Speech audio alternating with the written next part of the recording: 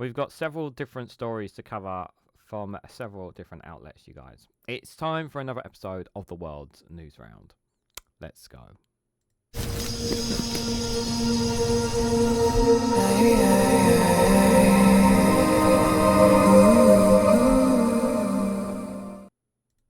Good morning, good afternoon, good evening, wherever you are in the world. This is Reganelite here with another episode of the World's Newsround, where I'll cover various stories from outside the UK. And this one in particular, I'm going to cover mainly some stuff around Donald Trump and in the US, and a bit about JD Vance as well. We will cover some other stories depending on the time frame here.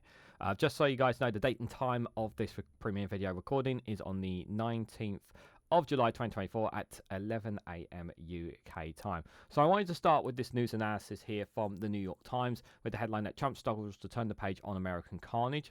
On the last night of the GOP convention on Thursday, Donald Trump promised to bring political divide and then return to delighting to deepening them. So I watched the speech in full. I didn't watch it live, but I watched the speech in full this morning before recording this for you guys, because I felt it was important for me to kind of read some of the context. I could have gone for some highlights. There was a lot of it. A lot of it was just a lot of talk. Which is obviously what you expect. There were one or two moments where he was actually pretty good. I think his condolences to those who were injured at the assassination attempt, to the person that lost his life, I thought it was very dignified of him. Those I thought were very, very good. But I think everything else, right?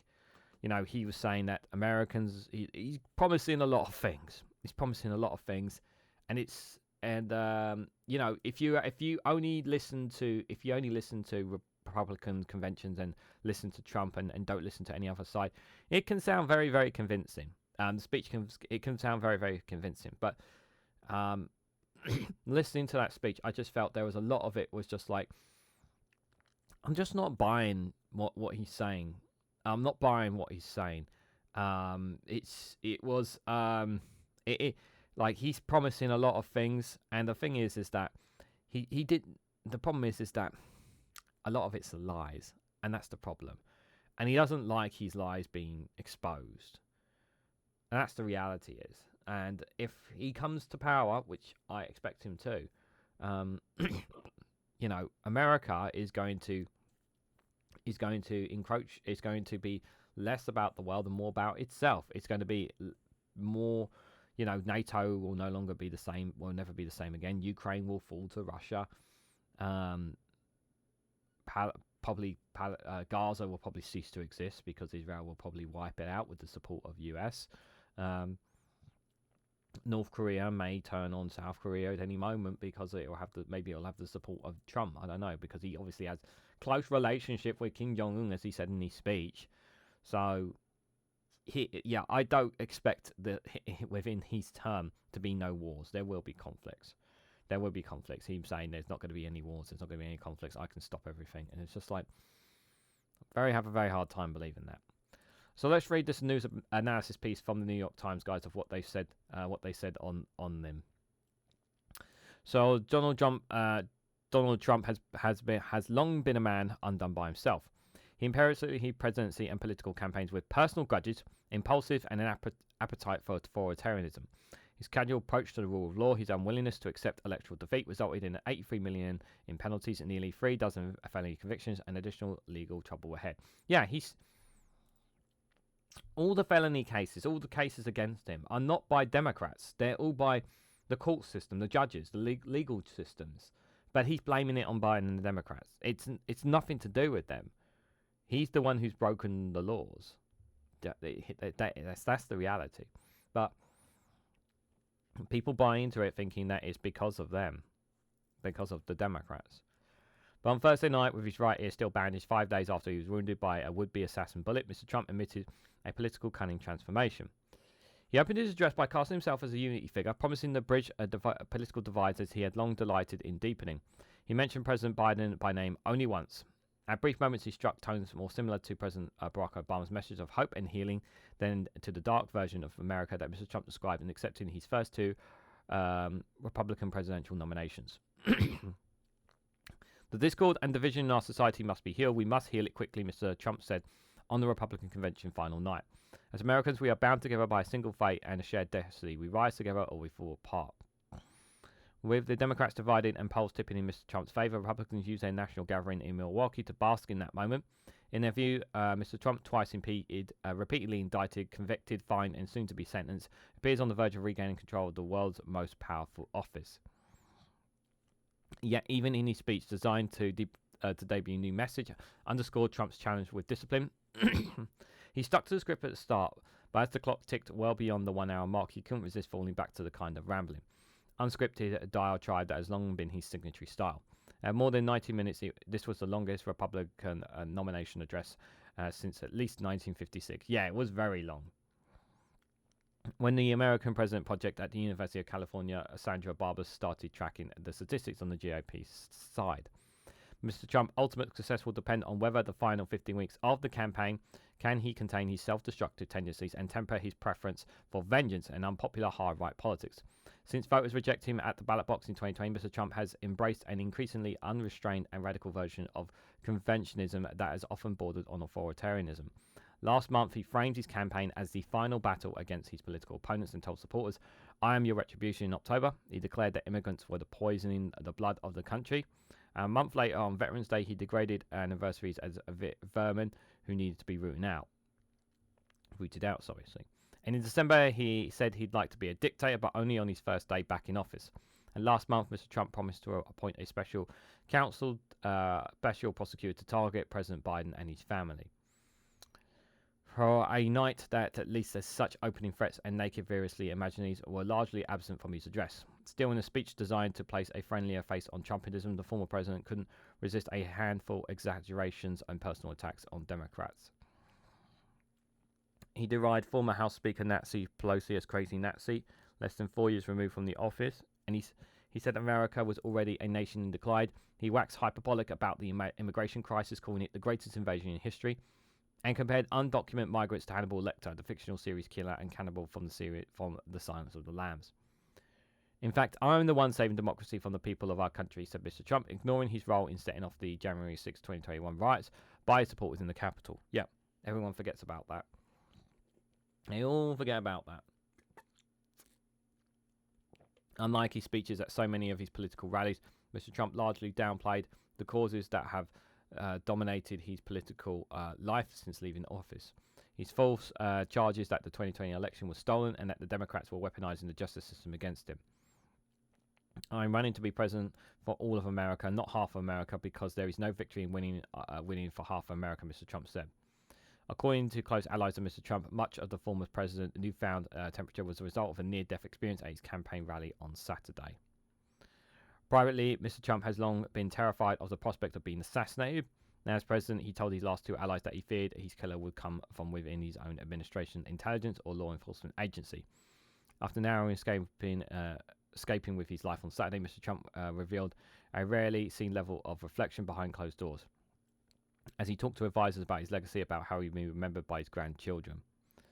On the stage on Thursday, Mr. Trump recounted the story of his shooting, telling the crowd that you'll never hear it from me a second time because it's actually too painful to tell. He seems touched by the devotion of his supporters, described the shooting as almost a spiritual experience, even provisional. Bullets were flying all over us, yet I felt as serene, he said. I stand before you in this area only by the grace of Almighty God. If it endures beyond the convention, Mr. Trump's new approach poses a fresh challenge for Democrats. For 8 years, Mr. Trump has been their most potent political weapon, a way to rally their base against a leader they revealed even more than they loved the leader of their own party. They have tried to transform this race into another referendum on Mr. Trump, rather than the question of whether Mr. Biden remains fit for a second term. Already, Biden's aides said they struggled to combat what they call Trump amnesia, a sense that many Americans have forgotten how much they dislike chaos and division of the Trump years. Yeah, people have forgotten what it was like under them. People have completely forgot.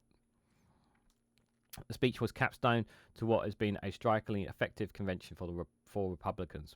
Rather than focus on Mr. Biden, whose hold on the Democrat ticket seems to grow more precarious by the day, Republicans rallied around the type of unity that has evaded them for much of the Trump era.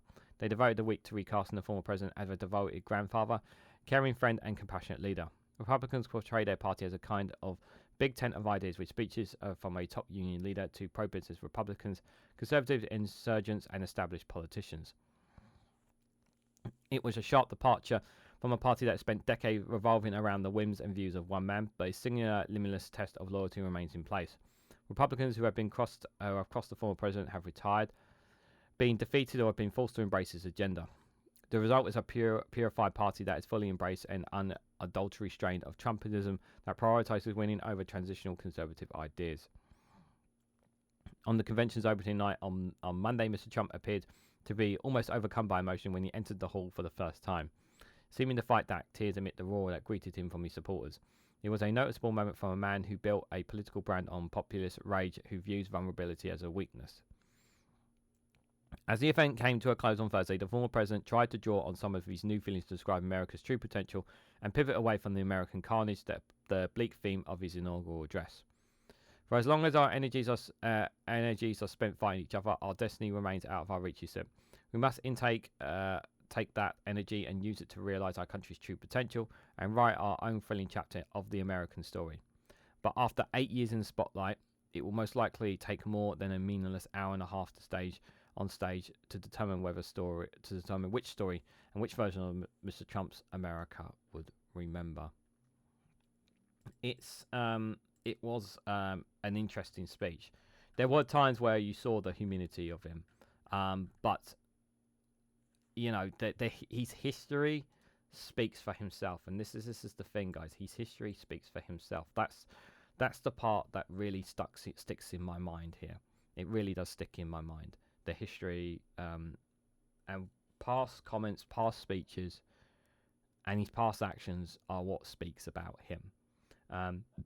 And from myself and most people in the world, we see him as a threat to democracy. We see him as a threat to the world. We see him as a danger because we don't believe that he's changing America or changing the world for the benefit of people, but for himself.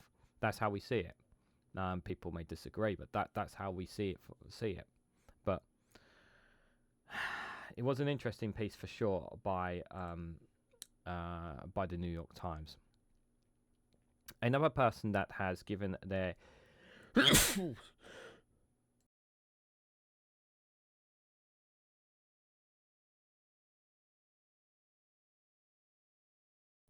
apologies. After it's very hot in here, guys, so it's a very hot day. I do apologise.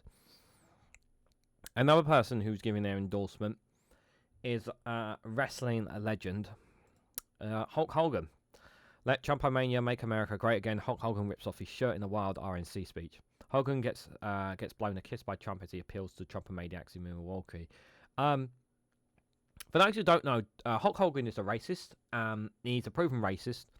And it's not somebody, you know, he's completely tarnished his legacy by being by a racist. And I don't mean in terms of his support for Trump. I mean because of his history.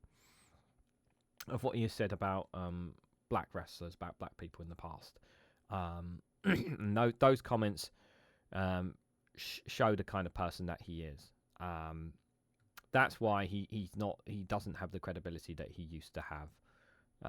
He doesn't have that credibility he used to have.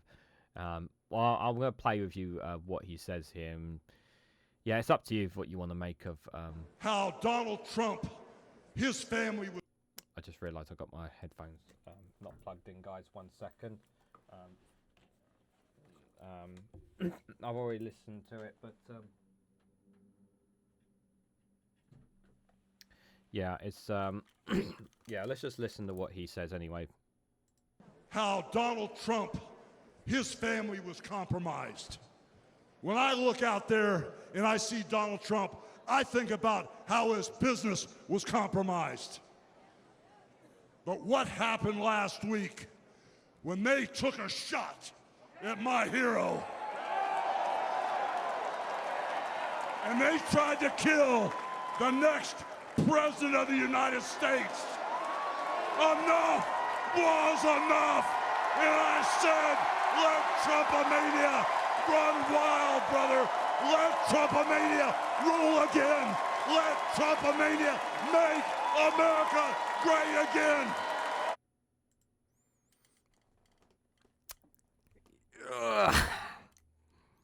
Considering his reputation is kind of tarnished at this point, and it really has been tarnished. That's how low he's gone now. He's just gone. There's a reason. There was many. After I heard about this, I saw, because obviously people who follow me on Twitter know how much I follow wrestling. A lot of wrestlers were quite sickening to have seen this. But they don't talk about Trump because of they avoid talking about it because they don't want to get political. But you know, Hulk Hogan's history speaks for itself, guys.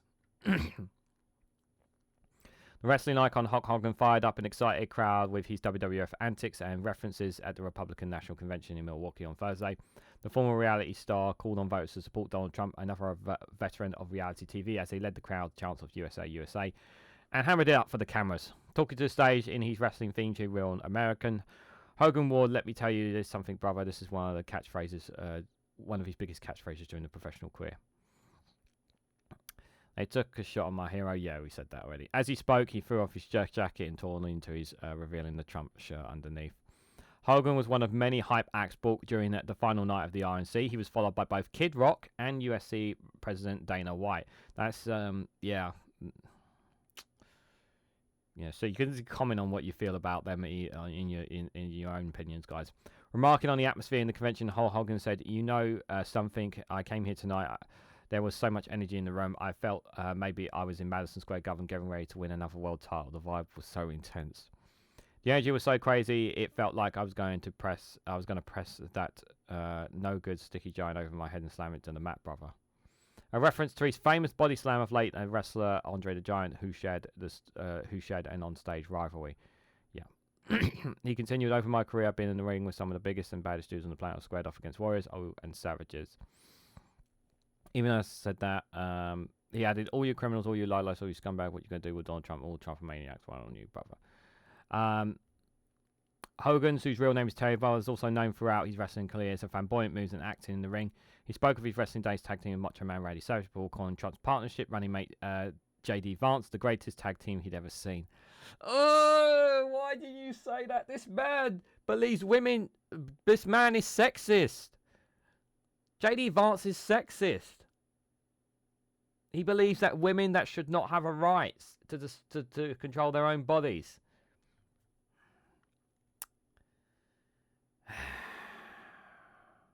Should I even read more of this? Later in a more candid moment, he said that he's known Trump for over 35 years, describing him as a real American hero. He finally recalled winning the world title right in front of the former president, who had watched him bleeding like a pig on the mat. He also made references to the attempted assassination of the former president at a campaign rally in Butler, Pennsylvania on Saturday. As an entertainer, I tried to stay out of politics, but after everything that's happened to our country over the past 4 years and everything that's happened over the weekend, I can no longer be silent, he said.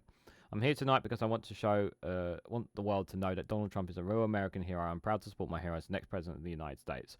He added, "I've known that man for over 35 years. He's always been the biggest patriot, and he still is. He's always told you exactly what he thought, and he still does, brother." Yeah, we've read that bit already. His address was well received by chuckling Trump, who was spotted laughing and clapping as Hogan ripped his shirt. The ex-president even blew a kiss after he finished speaking. Later, during his official acceptance speech, Trump gave a shout out to Hogan, describing him as one strong son of a gun.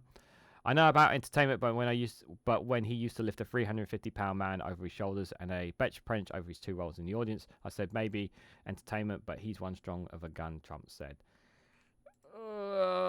Yeah, it does make you cringe. It does make you cringe. Wrestling and politics is not a very good combination, guys. Let me just put it that way. This endorsement, the thing is, there are people. No, I better not say that. Considering where Hulk Hogan's career has kind of gone, and like I said, the man has been shown to be a proven racist. It's not really a surprise to see how far he's fallen. Yeah, when I found out like about his history, about what he about the past, some of this deep stuff, I lost all respect for Hulk Hogan, and yeah, please, I know the world will know, when people think of wrestling, he's the first person that comes to mind, but you have to remember that this man is also a racist. He is a proven racist, and he has some bad history. He has some bad history as well, which people don't tend to talk about as well. So one final story with regards to America and Trump is J.D. Vance, guys. We talked about it before, but I think this piece from Barline Times is a really, really important one here. So the headline is J.D. Vance and the radicalization of the right. So Donald Trump's running mate, J.D. Vance, used to be a harsh critic of the former U.S. president, and now he's a doleful Venezuelanist of the Trumpian goose. Yeah, so it is not unusual for those with lofty political ambitions to reach some sort of accommodation with more powerful figures that have previously quarrelled with. When all other routes on top have been sealed off, aspirations must reluctantly fall in behind the leader and diligently mouth the party line. In 2024, there is no position worth having in the Republican Party that does not go through Donald Trump and his brood. In March, Trump passed the 1,215 delegate threshold required to secure the GOP nomination for president in the shortest period of time since John McCain in 2008. Since Trump very reluctantly left office in 2020, he has coincided his hold over the Republican Party to a point where 4 years later, those who wish to progress must embrace him and everything he stands for. Which is exactly what the 39-year-old Ohio Senator J.D. Vance has done. A venture capitalist turned politician who rose to fame with his 2016 memoir turning Netflix movies hillbilly edgily, Vance has metamorphosed from a never-Trump guy to his presidential running mate. Yeah.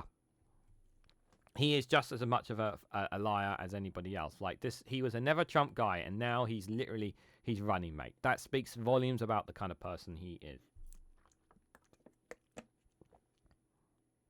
How can you back and support somebody like this? It speaks volumes. LG captured the Zionist in 2016, winning plaudits from liberals who wanted to explain that Trump's a phenomenon, and from conservatives who wanted to pad out their prejudice with some authentic imaginary, and it was a Bullock coming of age story in which the white rural poor were depleted by one of their own, no less, as the Puritans of culture and poverty rather than the victims of material deprivation. Vance had little time for Trump back then, in 2016, in a private message to an old school classmate. Vance wondered whether Trump was a senile arsehole like Nixon or America's Hitler. In a more measured essay he panned at the Atlantic in the same year, Vance wrote that while Trump feels good to many people, he can't fix America's growing social and cultural crisis. And at some point, Vance overcame those reservations about Trump. So much, in fact, that for several years he had been a dreadful Venezuelanist for the Trumpian gospel. Following the 2020 presidential vote, Vance accused Joe Biden of stealing the election. He has since fundraised those who really tried to steal it on January the 6th. In true American First fashion, Vance wants to cut off military and financial assistance to Ukraine, effectively giving Vladimir Putin carnage blanche to reduce the swathes of the country to semi-slavery. The hypothesis of his squalid political journey occurred this week when Vance stood on the stage at the Republican National Convention next to the man he once compared to another dictator who pursued liberalization in Europe. At this stage in his political evolution, wonders if he also changed his mind about Austrian corporal. Trump's choice of Vance as his vice presidential pick is a way of thumping his nose at the Republican Party's conservative elite. It is also a sign that Trump feels supremely confident about his prospects of a re-election in November. The J.D. Vance that Trump picked as vice presidential nominee is not only more MAGA than of Vance in 2016, but is more MAGA than much of the Republican Party. Vance has said that he would have refused to certify the 2020 election results as vice president, as required by a constitution, and the then vice president Mike Pence did. He has also urged Trump, should he win office again, to fire every civil servant and replace them with Trump loyalties, and to violate the Constitution by defying the Supreme Court when he inevitably acts to stop him. So basically, this is dictatorship. This is full-blown dictatorship, because they don't want any kind of... Basically, J.D. Vance is saying that he will make sure that there is no accountability for Donald Trump when he is in power. He will have unlimited control. Nothing will stop him. Nothing at all. That's the whole point here. Vance's whiplash, including political volte-face, probably isn't driven by ambition alone. Much like much of the American right, he's been radicalized in recent years. Vance has cited the Calvish hearings and the Black Lives Matter protestings of 2020 as events that have denounced him, of whether a senile of liberal sensibilities have previously had. For others, it was COVID-19 that convinced them that they were living under communist tyranny. For the MAGA stereographer Solomon Abri, it was drag queen story hour. For Jordan Palagon, the woke mind virus, and yet for more, it is the social media ecosystem that has been gammoned by Elon Musk to boost an army of resentful edgelords and crypto fascists with $8 blue ticks next to their $8 blue ticks next to their names. This is very weird wording that Byline Times this piece here. Very weird wording. Yeah. He calls this liberal sensibilities, these lot, the Black Lives Matter protests back in 2020. Many no longer bother to hide the crypto part. Nat Holtzman, a former staffer for the Republican Governor Ron DeSantis, who was fired in the summer of 2023 for sharing a video contained using symbols by the Nazis and white supremacists, told the New York Times that every junior staffer in the previous Trump administration read Bronze Age Mindset, a bombastic near-skinned book whose author has said that believes in fascism or something worse. Vance, who follows the anchor of the aforementioned book on X, because of course he does, has talked about being red-pilled, a favour metaphor on the reactionary right, which alludes to the uncomfortable truths about reality that are purposely being concealed by progressive orthodoxy. So if I'm not getting my words right, it's very hard for me to I'm trying to read this, but I just think this piece is very kind of... it's an interesting piece, but the wordings of some of this is quite odd. Taken from the Matrix film, the metaphor was given this meaning in 2009 by a blogger called Memphis Mole Blog. The nom de guerre of software engineer and technomolecologist Kutcher Yavin during a 2021 appearance on the podcast of Jack Murphy, a masculine influencer who once claimed that feminists need rape. Vance credited Yavin, which helped him to recognize that America was in a late Republican period. These are the kinds of people are going to be in power. Remember that.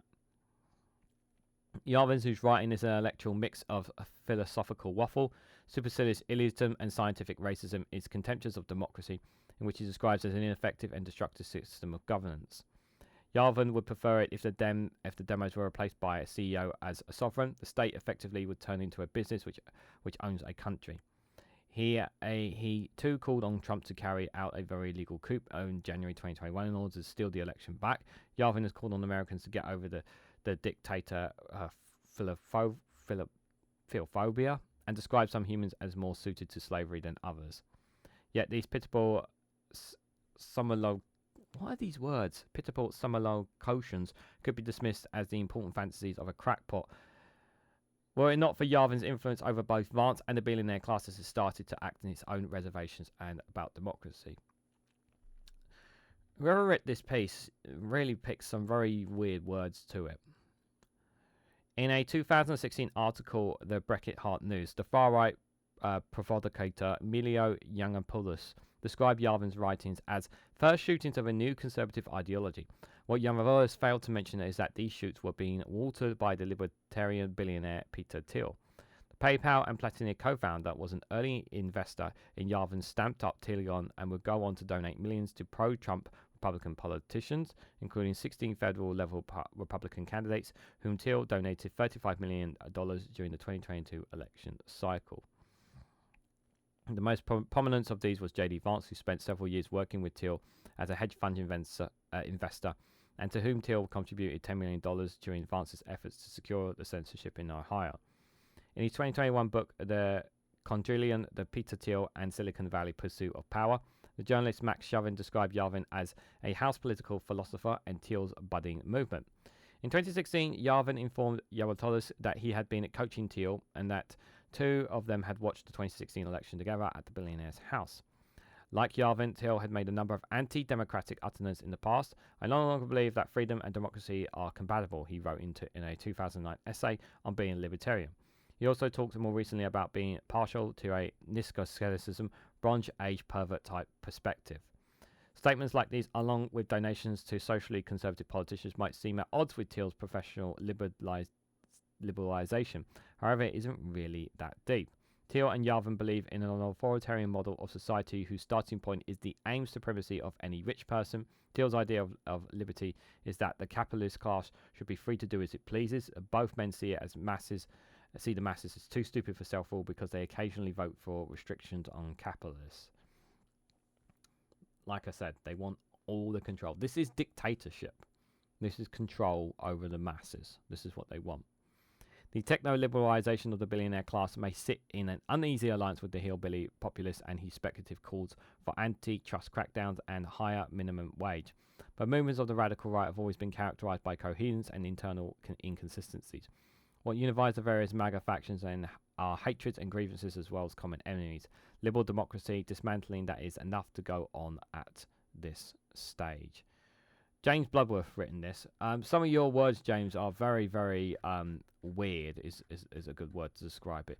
Yeah, like this piece. Obviously, I thought, I read it and I thought it was not too bad. But then, obviously, actually speaking it, well, it was a lot harder to talk, a lot harder than what I thought. J.D. Vance is a very dangerous individual, guys. Remember, this is a very dangerous man. This is a man that will literally do absolutely anything. He has jumped in the grasp for power here. Full U-turn on how he, has given up all his feelings and his emotions. All this just for power. This is all it is about. It's all about him for power. So he doesn't really care about Trump. He doesn't really care about all this. He's just seen he's an opportunist and he's taken an opportunity here. And he's gone and he said what he needs to be said to get to where he is. That's what he's done. He's said what he needs to say to get there. And no one can change that. No one can change that at all, you guys. And obviously, this will not be the last time we'll be talking about Trump and America, because obviously now, the clock is ticking as we get closer to it. And I thought that, it's inevitable that it feels inevitable that Trump is going to win. I know people were saying there's still time, things can change. We could see Biden replaced, and it's entirely possible that may be the case, but I'm not very optimistic about that. But let me know what you guys think of Trump, J.D. Vance, Hulk Hogan, and whatnot, what we talked about in the comment section down below, you guys. So, going to take a little break from we're going to come to some other stories now from the world's news, away from America. But before we do, guys, we're going to break things up with a little bit of a funny video. I hope you guys enjoy this one I've got here for you. This one is from Foil in Arms. It can be really hard to get past immigration, but Italian immigration, this is going to be difficult. Before granting you entry to Italy, you must first answer these simple questions. What are the 3 official languages of Italy? Italian, Sicilian, and speaking with your hands. See, on which side of the road do they drive in Italy? But both. See, how do Italians like to start the day? With an espresso and an argument. See, who secretly holds all the power in Italian society? The mothers. See, what is the most terrifying thing for an Italian to wake up to find lying in their bed? Silvio Berlusconi. Sì, certo. What far-right leaning institution is well supported in Italy? The Leaning Tower of Pisa. See, where can you find the statue of David?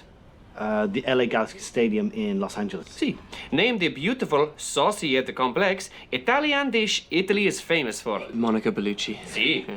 Name Italy's biggest bank. The Trevi Fountain. See, what city within Italy is frozen in time due to a terrible act of God? Vatican City. See.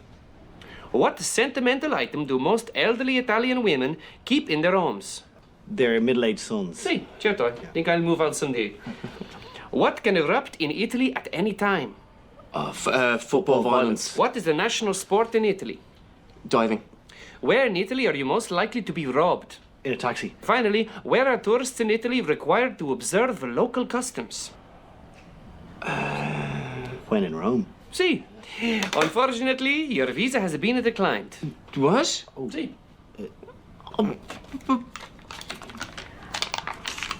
Welcome to Italy! Oh, yay! 50 euros really did make the difference there.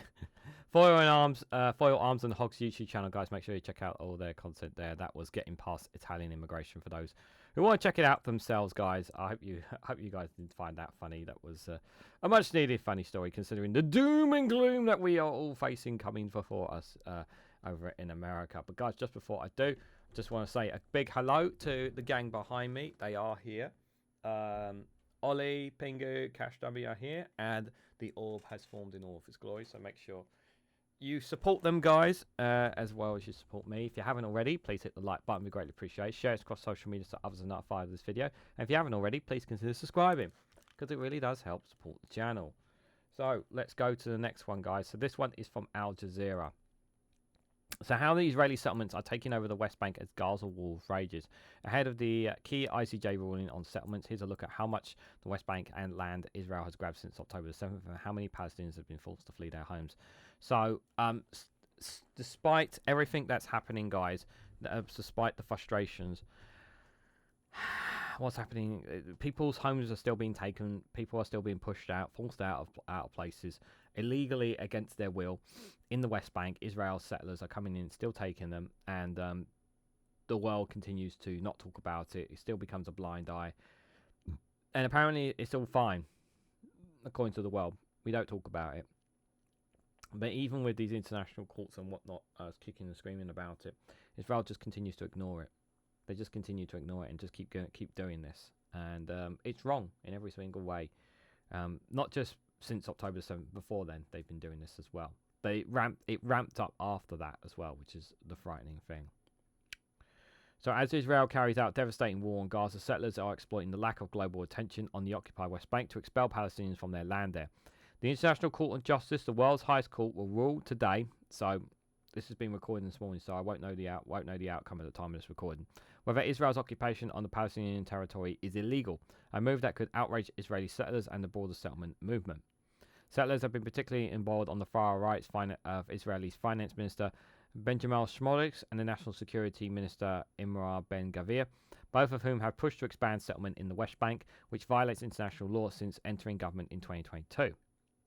The Hamas-led attack against Israeli communities and military outposts in southern Israel on October 7th, which killed 1,139 people, and killed more than 250 people, were taken as captives back to Gaza, offered a conductive political environment to steal large swathes of Palestinian land with a little international pushback or outcry, experts told Al Jazeera. According to Peace Now, a non-profit organization that monitors land confiscation in the West Bank, Israel has now seized 23.7 square kilometers, that's 9.5 square miles, of Palestinian land this year, while Israel's war on the Gaza Strip, which at least 38,000 Palestinians, mostly women and children, have been killed and 89,000 wounded, goes on. This makes 2024 the peak year for Israeli land sieges over the past 3 decades. So you can see here,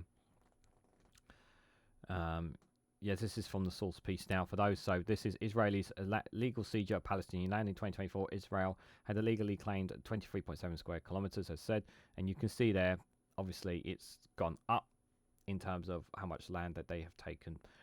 2023, none. Obviously, during COVID, nothing there. They took quite a bit in 2022 when they came into power, but yeah, they've gone well above and well beyond there. And just to give context of, obviously, in terms of size, how big is 23.7 square kilometers? That's 3,300 football fields, 1,250 coliseums in Rome, 322 White House grounds, 17 Hyde Parks in London, 7 Central Parks in New York City, just to add that context of how much land they've actually taken, guys. So how many Palestinians in the West Bank have been uprooted since October 7th? The Israeli army settlers have displaced 1,285 Palestinians and destroyed 648 structures, according to the United Nations Office for Coordination of Humanitarian Aids, the OCHA. At least 15 Palestinian farming communities have been completely cleared, while civilians from several other communities have been displaced by settler attacks. Many of these farmers have been forced to take temporary refuges in nearby West Bank towns. So this is also from the occupied West Bank areas A, B, and C. In 1995, a part of the Oslo Accord, the occupied West Bank was divided into 3 areas: A, B, and C. And so you have Area A, so that's under all this area A here is supposed to be under Palestinian control there, and then Area B is supposed to be under Israel and Palestine control there, those parts there, and then in the third column there in blue is obviously what's under Israel control. Yeah, so this is sourced from the OCHA guys. This is as well. So you can see some maps there. And since the 1993 Oslo Accord, which then Palestinian leader Yasser Arafat signed with the then Israeli Prime Minister Yair Rabin on the lawn of the White House, the West Bank had been carved up into 3 zones. Area C was placed under Israeli control. Area B was under joint Israel-Palestinian control, while Area A is under the governance of the Palestinian Authority, which was established in 1994. Settlers are primarily targeting family communities in Area C, said Abbas Mayhem, the executive director of Palestinian Farming Unions. Yes, because it's under Israel control, those areas, they can get away with it. Whereas if you're living in Palestinian control areas, it's much more difficult.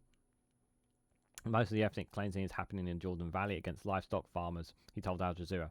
Many were kicked out of their villages without being allowed to carry anything with them, not even mattresses or blankets for their children to sleep on. Shortly after October 7th, Ben Gvir played a significant role in encouraging these attacks by distributing thousands of semi-automatic rifles and other weapons to settlers and far-right Israelis. Palestinian farmers are often unarmed and have no means of defending themselves. Farmers have nothing to protect them, just their naked chests, Abbas told Al Jazeera. So how many Israeli settlers were in the West Bank before October 7th? As many as 700,000 settlers were already living in the West Bank before the Hamas-led attack. They lived in 150 settlements and 128 outposts, which are makeshift encampments ranging from a single caravan to a few structured buildings on Palestinian lands. The numbers of settlements and outposts have risen sharply in the early 1990s, when there were approximately 250,000 settlers in the West Bank, according to Peace Now. They are now considered illegal under international law. The numbers of Israeli settlers residing in Palestinian neighborhoods and in East Jerusalem has risen from 800 in 1993 to about 3,000 in 2003. 3,000. Is there anywhere safe for Palestinians in the West Bank now? No. Palestinians have been facing harassment and violence across large parts of the West Bank. In February, for example, Israeli settlers attacked Palestinian shepherds near Hebron, expelling them from their pastures and using drones to scare their livestock, causing miscarriages and stillbirths during lambing season. This was one of 561 instances of Israeli settlers attacking against Palestinians recorded by OCHA between October 7th and February the 20th. In another incident in April, mobs of settlers attacked Buka, Keem Dobrin and Kiliamark, villages that are under the PA's control in areas A and B, by tearing down tents and where displacing people were sheltering, stealing goats and beating up civilians. Furthermore, Israeli forces have carried out numerous raids in the West Bank since the start of the war on Gaza. In November, hospitals were surrounded by several people who were killed in major raids on Jem. This was followed by more raids later in the month in Jen and elsewhere in the West Bank. At the end of December, Israeli troops launched a coordinated oversight assault on 10 West Bank cities, including Hebron, Habalu, Nimrus, Jen, Tugadum, El Bajid, Jericho, and Ramadah, the administrative headquarters of the Palestinian Authority. Those raids continued for several days. And in January, a raid by undercover operatives in a hospital in Jen killed 3 people, and raids across the West Bank have continued at an irregular interval since then. In June, nearly 100 people were rounded up after the Israeli military had used helicopter gunships during a large-scale incursion into Jen refugee camps, killing 5 people. There is no place in the West Bank that is safe to go for people to go, Abbas said. Whether it is in Area A or B, it doesn't matter. The settlers and the army are attacking everywhere. Since October the 7th, Israeli forces and settlers have killed 513 people in the West Bank. According to the OCHA, the vast majority have been civilians. In comparison, Israeli forces killed 199 Palestinians in the first 9 months of 2023. The uptick in Palestinian casualties is tied to Israel's attempts to accelerate the annexation of the West Bank, according to Marvik Zolikin, an expert on Israel-Palestine for the International Crisis Group. Yeah, this is what they want. They want the land. They want it all. They don't want any Palestinians there. They want them all kicked out. We know this. We know this is what they want. Zolo Zeng said settlers believe Israel's security depends on building and expanding illegal settlements, despite evidence to the contrary. Since October 7th, the government is more emboldened to carry out attacks in the West Bank, and they are engaged in collective punishment, she told Al Jazeera. They are driven by the idea that they need to keep building settlements. So how has the international community responded? By imposing sanctions on settlers. In February, United States President Joe Biden administered froze US-based assets on belonging to 4 Israeli settlers in their role in attacking Palestinians and Israeli activists.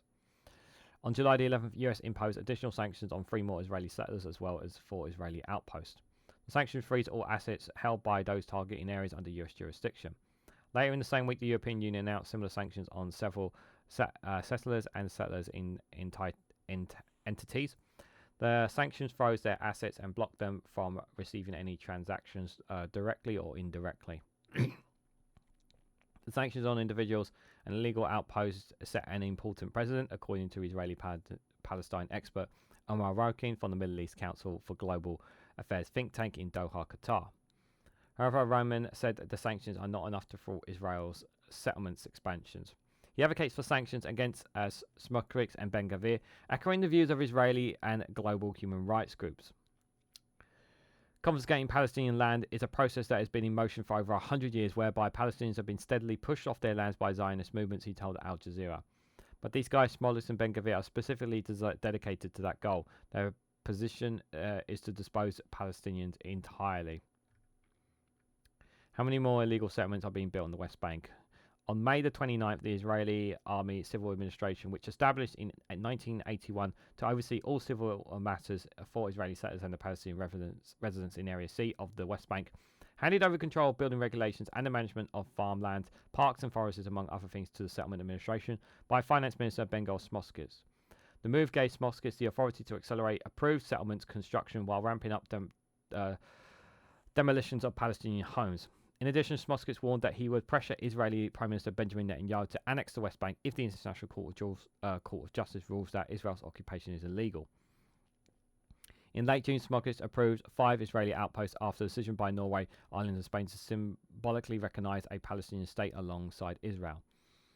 In response to the reconciliation of statehood was a show of defiance and a message that the global community can make all the rulings that they want, but Israel's the one in control, Rabin told Al Jazeera. This is the problem. But nobody's forcing Israel in any way, shape, or form. Nobody's standing up to them. That's the problem. Nobody has the only country that has any power to kind of pressure or apply one is America. But America stands firm with Israel, no matter how bad things get.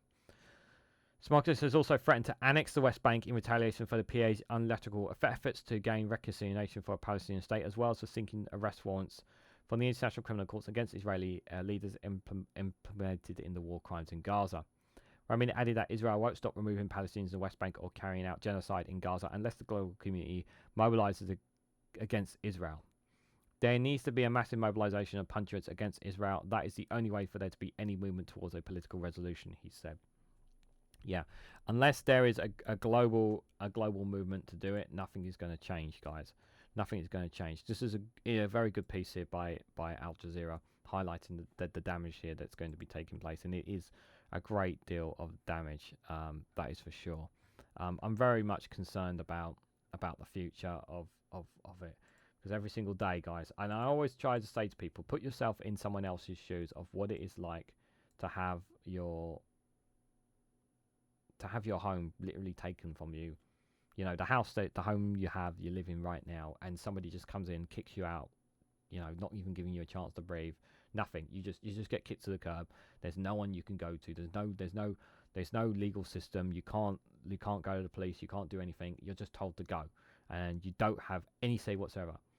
You know, there's that saying that I've said before: circumstances out of your control, and this is exactly what this is. This is the circumstances out of their control, and it's wrong.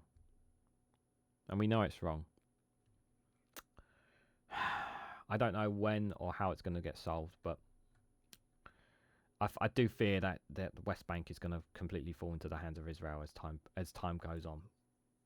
It's because the world is not doing enough on it. So, moving on to an article here from CNN. We're going to South America for this one. Now, I've talked a bit about Venezuela in the past already, but I wanted to highlight this one here from that they've got. So, the US are urging Venezuela to free opposition figures, as Morales said he must win a re-election to avoid a bloodbath. So, we talked about Venezuela in the past. For those who aren't aware, so America said that they would cooperate more and work basically I can't remember the word about the oil. They do something for their oil, because obviously Venezuela has a huge influx of oil, and the US would would have I can't remember the word, guys. I do apologize, but there was a cooperation agreement between US and Venezuela saying that if they held free and fair elections, that they would do do stuff with their oil, and yeah, basically Venezuela kind of just like, initially they agreed to it, and yeah, they've not really changed their position. So you would think that a country that has so much, that can have the wealth that they have with all that oil, you would think that they would be in a much better position. I've said this before, but this guy Maduro, he's really dangerous, guys. He's ruthless. If you challenge him in any way, shape, or form, he will throw you in prison. They'll set you up for any kind of stuff.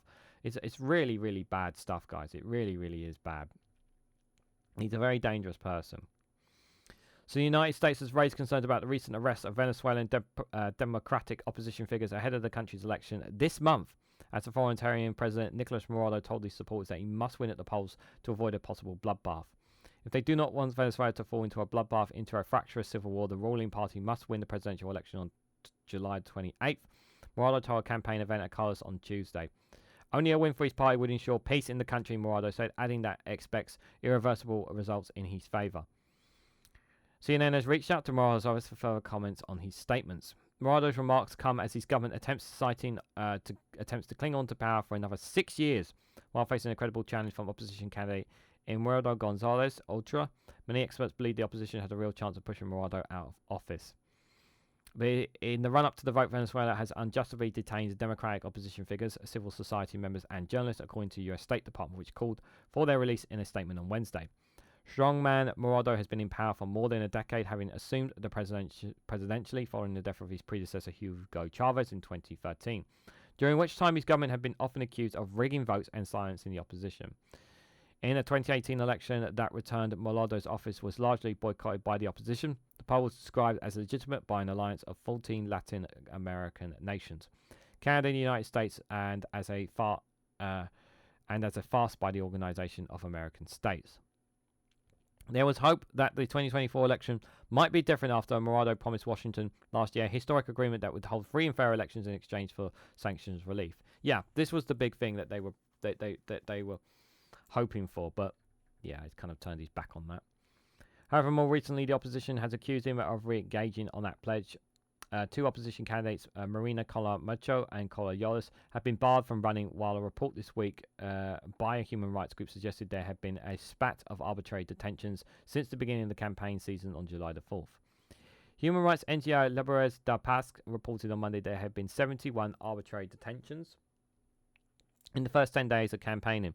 The majority of them involving people who have provided some type of service to the campaign command of the opposition candidate Gonzalez of the Democratic Unilaterally platform. 2 days after the laboratorial report came out, the barred opposition leader Machurinko said in a post on X that her security chief had also been arrested. Machurinko said her security chief Megas Alvarez was kidnapped on Wednesday by the Maduro regime and accused of gender violence against some women. The opposition leader said the women who accused Avila of gender violence tried to attack her and Gonzalez Utrita in a restaurant last Sunday. These are dozens of witnesses and videos that demonstrate that this was a planned provocation to leave us without the protection of 11 days before July 28th, Macho had wrote. CNN once again reached out to Venezuela's Attorney General office for comment on Avila's arrest and to determine whether he has legal representation. The US was concerned about Avila's arrest and called for his immediate release.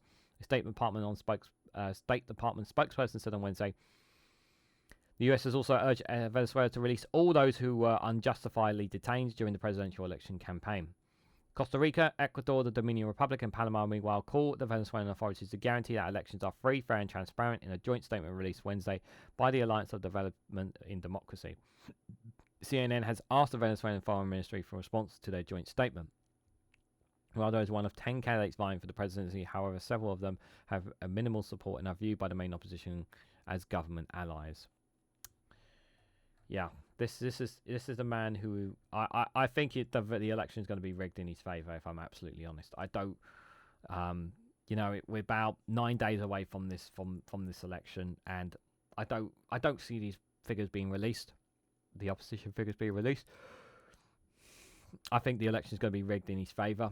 I hope I'm wrong, and I hope he gets ousted, but I don't think that's going to be the case. I think they're going to rig it in his favour, even if everybody votes against him. And yeah, I think the cycle may continue. I don't know if it means that Venezuelans are gonna start protesting, if there's going to be mass protests and trying to bring the country to a standstill. I don't think that's going to be the case. But if that does turn out to be the case, it won't be good, obviously. But if people want something different, they want change, they should be allowed to do it. But they've had the same people in power for a long time. They've had the same man in power for a long time as well. So having that change is really, really important. So before I go to the next story, guys, I just want to say, if you haven't already, please hit the like button. Greatly appreciate it. Share it across social media so others are notified of this video. And if you haven't already, please consider subscribing, because it really does help support the channel. I don't just cover UK news, as you can see here. I cover a variety of news here as well. One best way you can support me is if you can, from a financial point of view, any super chats is greatly appreciated. I also have a YouTube membership where you can join for as little as 99p. Gives you access to custom emojis, and also you could get join in community posts as well. Whenever you're whenever you comment on any of my videos as a YouTube member, I always give you a response. It can sometimes take a couple of days, but I do respond to members who comment on my videos as well. But if you're a $2.99 member, you get early access to content. So as soon as I make content, upload it onto YouTube, YouTube members of that level get early access before it becomes available to everyone else. So thank you to everyone who supported me in those ways. It's greatly appreciated. Other ways you can financially support me by buying me a coffee. And there's also a link to join my Patreon in the description down below as well. Join the Patreon gets you access to exclusive content on there. You don't just join a blank page like some other YouTubers out there. No, you actually get content for being a Patreon supporter, whether you're paying or not paying for Patreon. You get additional content on there. So do check out all the links down below. And thank you guys so much once again. Whether you're supporting me financially or non-financially, it is greatly appreciated. So before we look at some of the stuff from the Kiev Independent, guys, I wanted to share this interesting story here that, from the BBC. So a journalist was told to pay damages for mocking Italian Prime Minister's height. What exactly did she say that caused that? Yeah, so let's read into this. I saw this story and I thought I wanted to share this interesting story with you guys. So an Italian journalist has been ordered to pay the Prime Minister Giorgia Meloni over damages of €5,000 over a social media post making fun of her height.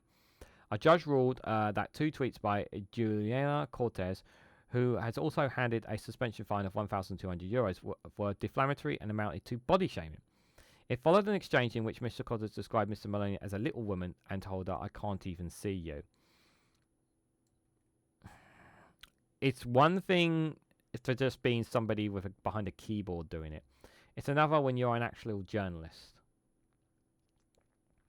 Now, I'm not saying it should be right for people to be making those comments anyway. The fact that you are a journalist, that's pretty bad. That is really, really bad. Reacting to the verdict, Ms. Collins said the Italian government had a serious problem with freedom of expression, as a journalist is saying. You described her as a little woman. You literally insulted her. Like, there is freedom of expression, and then there's mockery, like making fun of somebody of their height. Like, that's not chameleon level. Like, that's not chameleon level. You're actually mocking someone based on their height. The pair first clashed in October 2021 when Mr. Meloni's far-right brothers of Italian party were still in opposition after Mrs. Cortez posted a mock-up image of Mr. Meloni on X, formerly Twitter. Mrs. Melody was seen in the image standing in front of a bookshelf, only which to add a frame photo of fascist dictator Benito Mussolini had been artificially added. In a post on Facebook, Ms. Meloni said the image was of unique gravity and she would be taking legal action. Later the same day, Ms. Cortez said she had deleted the image after realizing it was fake, but accused Ms. Meloni of creating a media apology against her and said that the Facebook post showed that she was a little woman. She later said in a separate post, "You don't scare me, Giorgia Meloni. After all, you're only 1.2 meters. I can't even see you." Mrs. Meloni's height is reported in the Italian media to be 1.63. Oh, for Christ's sake. Ms. Cortez was cleared for posting initial images, but convicted over the later tweets. She has the option to appeal, but it's not yet confirmed whether she will do so. Ms. Melody's lawyers said she would donate any money she receives to charity. Responding to the verdict on X, Ms. Cortez was, Italian government has a serious problem with freedom of expression and journalist dissent. This country seems to be getting close to Viktor Orban's Hungary. These are bad times for independent journalists and opinion leaders. Let's hope for better days ahead. We won't give up. She added that she was Italian and proud to be, but that we deserve better than this appalling and shameful government. Yeah, but there are, like, is this freedom of expression, or are you crossing a line here? Like, you are a journalist. Is there not a line here that I feel that you are crossing? Like, I'm not a journalist. I'm a guy on YouTube, but you know, if I make those kind of comments about somebody's height, is that acceptable? You know, I don't think it's acceptable to make those kind of comments. Me personally, I don't think they're acceptable. Maybe some people will disagree.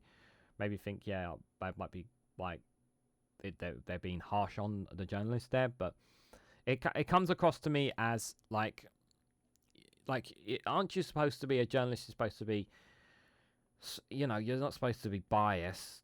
You're trying to be fair, trying to be even, but it doesn't come across about it. I don't know her full story. I can only go by what the story there from the BBC, but it just feels like she said things she should not have said, in my opinion. That's how I read it. But some people may disagree in the comments, but let me know what you guys honestly think. Right, so before I wrap things up, guys, we're going to do a couple of stories from the Kiev Independent here. The first one I've got for you guys is that it's been 18 months and F-16s have not yet arrived, Zelensky says. So Ukraine is yet to receive the first of its pledged F-16 fighter jets, despite warning for them for a year and a half. President Volodymyr Zelensky said in an interview with the BBC on July the 18th. The Netherlands, Denmark, Norway and Belgium have pledged to close 80 F-16 16th under the fighter jet coalition launch in July 23, with up to 20 expected to arrive this year. Kiev has been calling for the US-made fourth-generation jets since the first full year of the full-scale war in order to bolster its air fleet, which is otherwise made up of Soviet-made aircraft. Despite promises by US Secretary of State Antony Blinken on July 10th that the first Dutch and Danish F-16s are already on their way, no delivery has been confirmed so far. It's been 18 months and the planes have not reached us, Zelensky said in an interview while stressing that he is thankful for the Allies' support. The President added that the fighter jets could help Ukraine push back against Russian forces and block the skies. Zelensky added that the pledge numbers are not significant as Ukraine requires at least 128 planes to successfully defend against Russian aggression.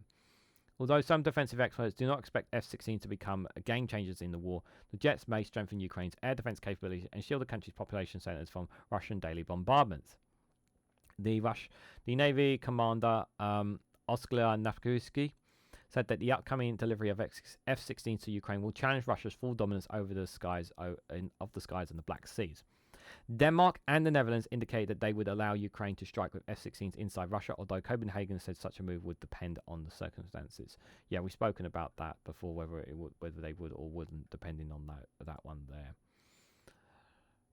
So, Russia attack against Ukraine killed 7, injured 25 over the past day. This was a couple of hours this morning. Russia attacks across Ukraine over the past day killed at least 7 civilians and injured at least 25, including children, regional authorities have reported today. In Donetsk, Oblast, 5 people were killed and 7 injured over the past day, according to Governor Vladimir Fushkin. 3 civilians were killed in Hushka and 2 in Pleskoviya, while 3 were injured in Mishagich, 2 in Vlaskinoska, 1 in Zalin, and 1 in Meloriska village, the governor had said. Russia launched an attack in the Kala Oblast town of Kushkis in the early morning of July 19th, including 9 people, including a 14-year-old child, Governor Olosk had said. According to Ola, the attack destroyed 9 cars, damaged multiple resident buildings, and damaged an administrative building. In Kursk Oblast, the two people were killed and 8 injured, including a child, Governor Oskar Pruskin had reported. A television tower, a mobile dispensary, high-rise building, houses, gas pipelines, and other properties were damaged. 1 or 2 fatalities occurred in the morning as well, when a Russian attack killed a 72-year-old woman in the town of Balaziska. In Sumy Oblast, a woman was injured during a Russian drone strike against Novosovska suburb community overnight on today as well, the regional military administration reported. Chorlis, Domoriskas, Lukas, Malaga, and Zaporizhzhia Oblast also came under attack, but no casualties were reported. So this is one of the stories that's been going on, obviously the issue with Microsoft.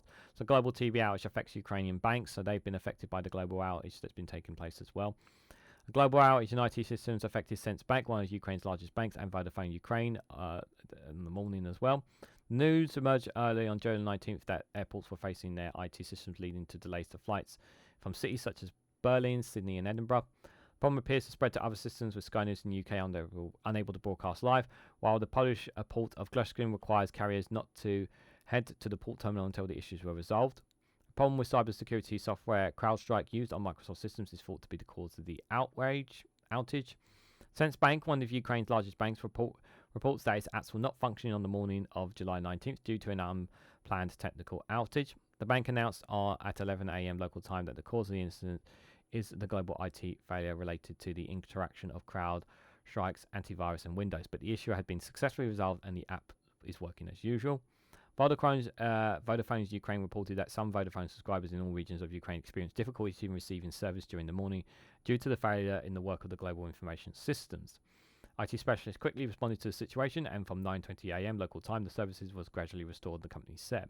Nova Pluska, Ukraine's largest private parcel delivery company, also reported that morning that there was a technical failure in the operations of the customer service system due to software updates.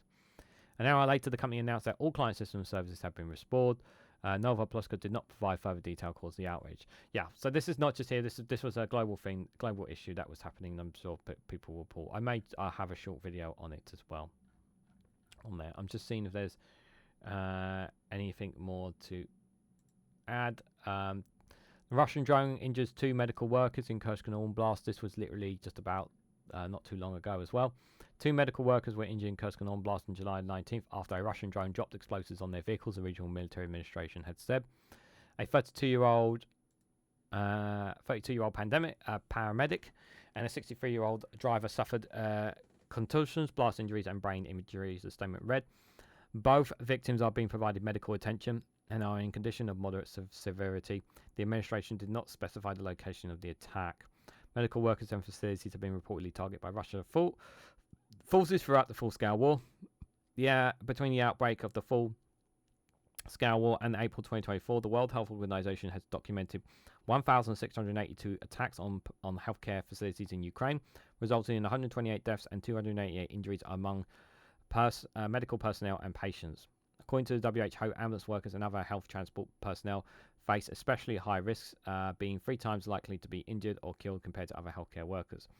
Most recently, a Russian missile directly hit Omotos in Kiev, the country's largest children's medical center, in a mass strike against the country on July the 8th.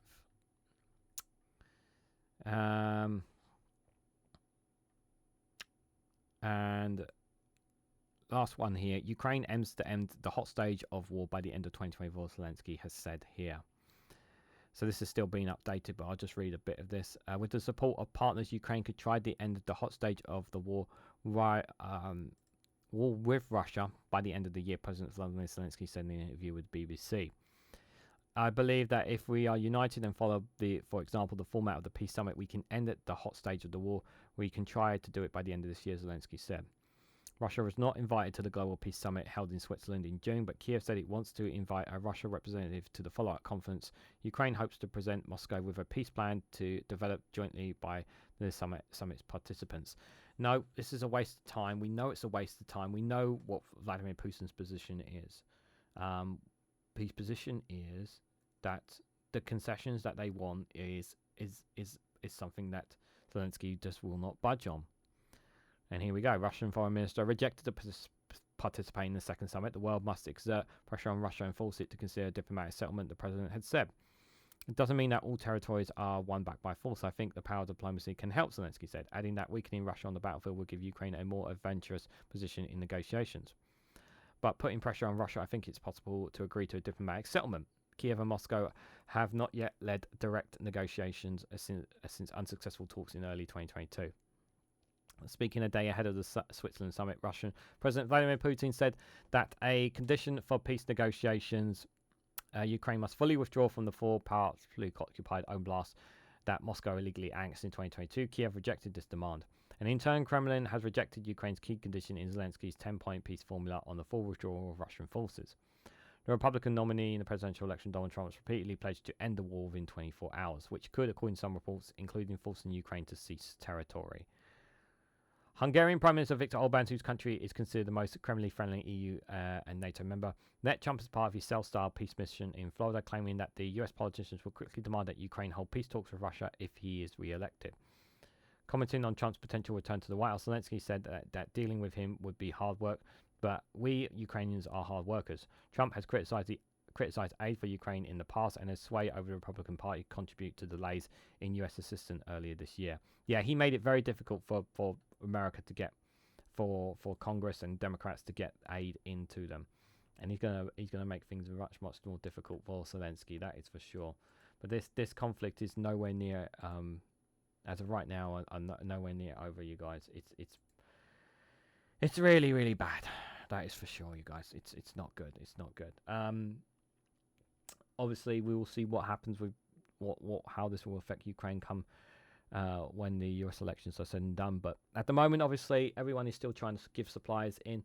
They are losing still bits and territory from last I checked Deep State map. But at the moment, it is still, lives are still being lost every day, guys, when it comes to this conflict in Ukraine. And I will continue to try to update you guys as much as I can, as well as other news stories whenever possible.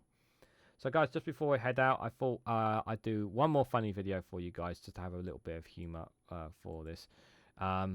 This is between a rich man and a poor man by Michael Spicer. Sums up a lot of society, I would say. Hey, how's things?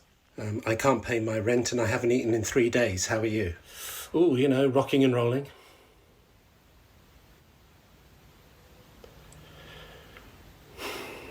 I'm sorry to hear you can't pay your rent. You should come and work for me. I do. Oh. Is there any chance I could sort of have a raise? I would, but the markets are just in turmoil. I don't really know what that means.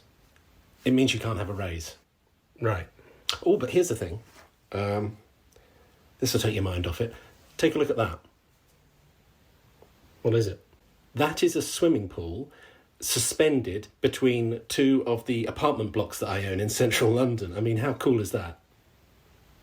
Yeah, that's... Costs about £500 a day to heat during the winter, but it's totally worth it. I mean, it's just an amazing feeling. It's like you're swimming, but high up. Well, I appreciate the offer, but I don't think a swim is going to help me right now. Oh, no, I wasn't offering you a swim. The swimming pool is for residents only. No, I just thought you might like to watch the video. Right.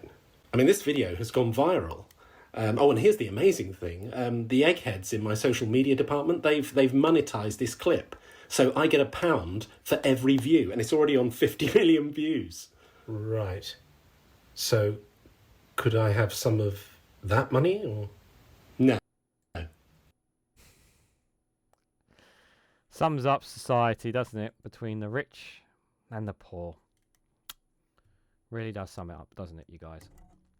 So, guys, what did you make of some of the stories that we covered today? What did you guys make about Trump, J.D. Vance, Hulk Hogan? We talked about them. If you guys watched the speech from Donald Trump, what did you make of his speech? Let me know what your thoughts are in the comments down below. The occupation of the West Bank that's happening there. Let me know your thoughts there as well as this thing about Jordan Mendy and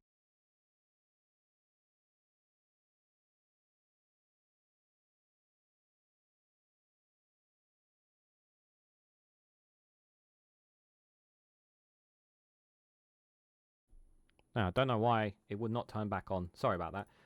Giorgio Mendy, and let me know what you guys thought of some of the stories that we covered here today in the comments down below. Let me know your feedback as well. But just before we head out, I just want to say the gang wants to say a massive thank you as well for watching. If you have watched all the way through, guys, it's really, really appreciated. This premiere video. So, gang, wants to say thank you for that. But just before you head out, guys, if you haven't already, please hit the like button. We greatly appreciate it. Share this across social media so others are notified of this video, and subscribe, because it really does help support the channel. And if you want to go one step further, financially support me and the work that I do here, you can do so by becoming a YouTube member for as little as 99p, or join me on Rumble or Patreon for exclusive content on those platforms. So thank you all so much for watching. I hope to catch you all very, very soon.